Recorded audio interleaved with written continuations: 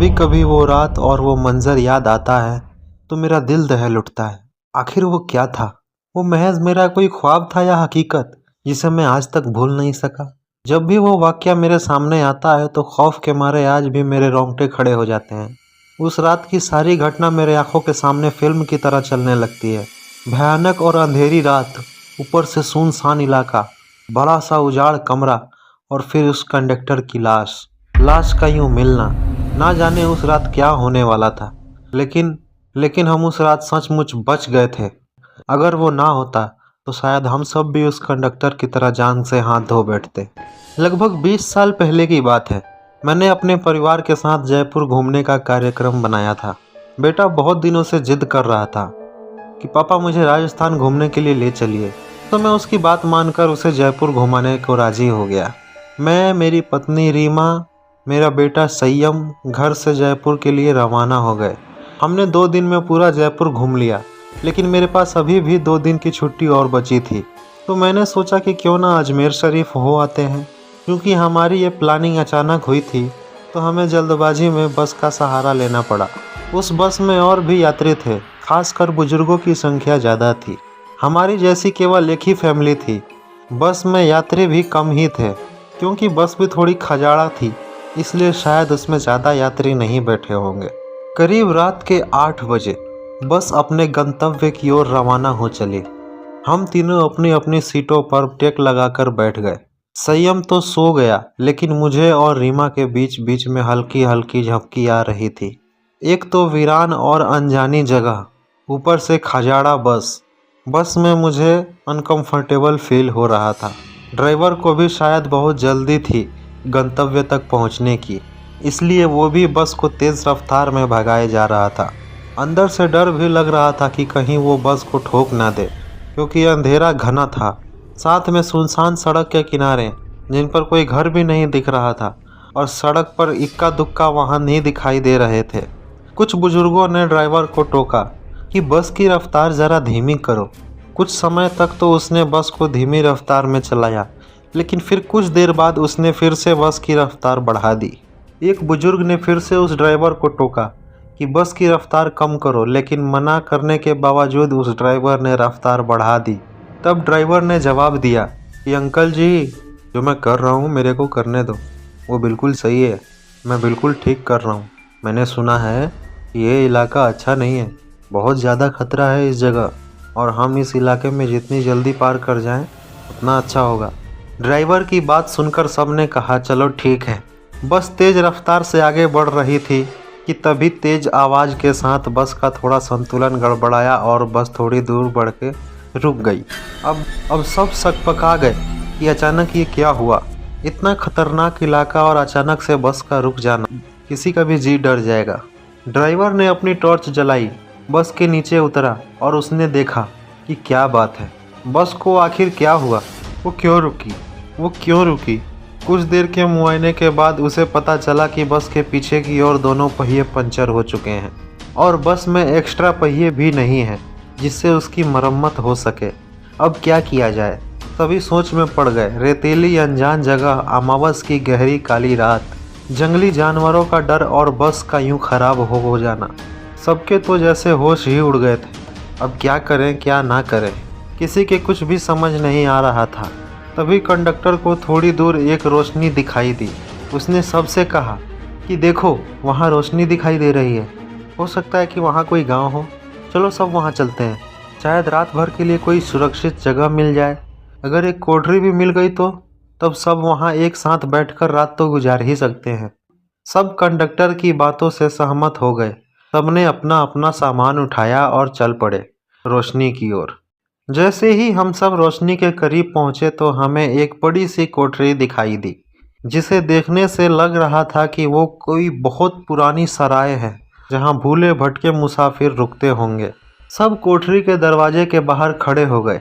Driver ने हिम्मत करके दरवाजे का सांकन खटखटाया।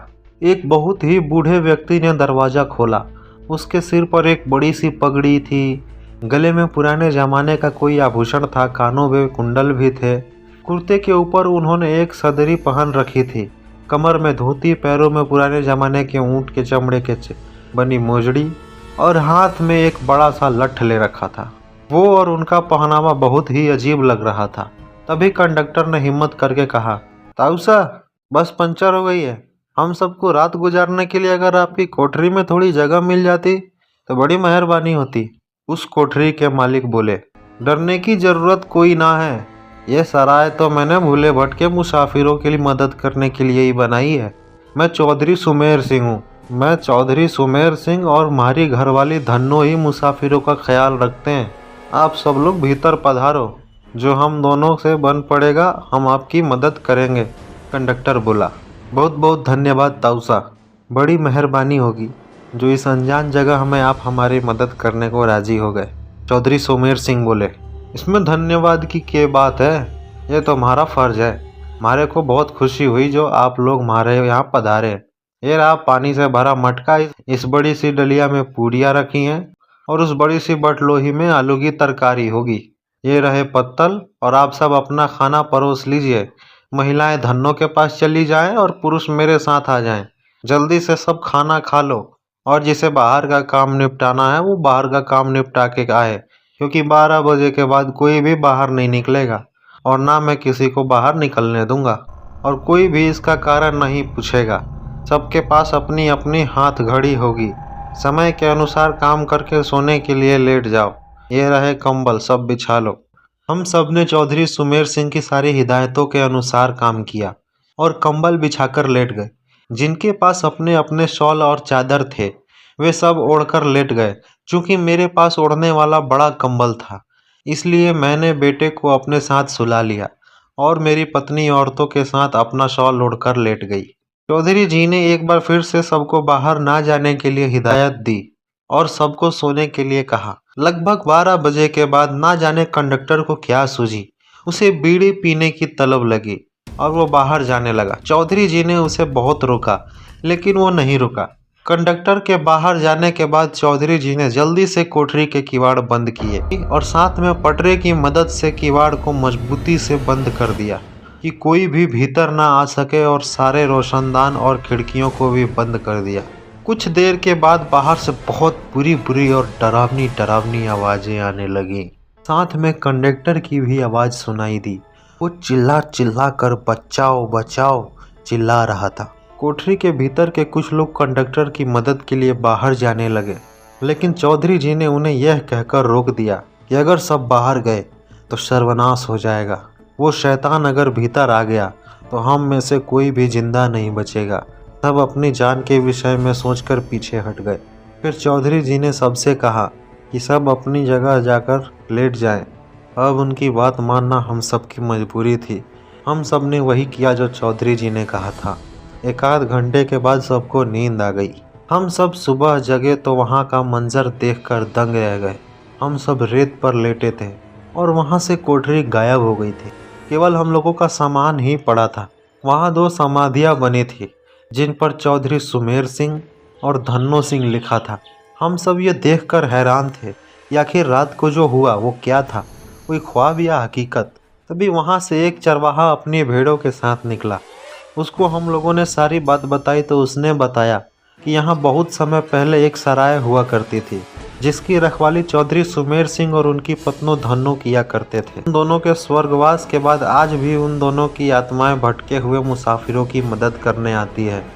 इस इलाके में बहुत शैतानी आत्माएं रहती हैं जो लोगों को कत्ल कर देती हैं, लेकिन सुमेर सिंह और उनकी पत्नी अच्छी आत्माएं हैं इसलिए वो लोगों की मदद करने आ जाते हैं। ये सब कहकर चरवाहा वहाँ से चला गया, लेकिन हम सबके मुंह और आंखें खुली की खुली रह गईं।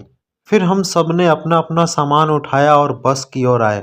देखा तो वहाँ कंडक्टर की लाश लहूलुहान पड़ी थी। वो सब देखकर हम सबका दिल दहल गया। थोड़ी देर के इंतजार के बाद वहाँ एक दूसरी बस गुजरी और हम सब उसमें बैठकर अपने गंतव्य को रवाना हो गए। दोस्तों, ये कहानी मैंने एक वेबसाइट से ली है। आप लोगों को कैसी लगी कमेंट करके ज़रूर बताएं। कहानी अगर अच्छी लगी हो तो लाइक ज़रूर करें और अपने दोस्तों के साथ शेयर ज़रूर करें और कमेंट में ये ज़रूर बताएं कि आप लोगों को किस तरह की कहानियाँ सुनना पसंद है। मैं और भी अच्छी अच्छी कहानियाँ लेके आता रहूँगा। मिलते हैं अपनी अगली वीडियो में। तब तक के लिए बाय बाय।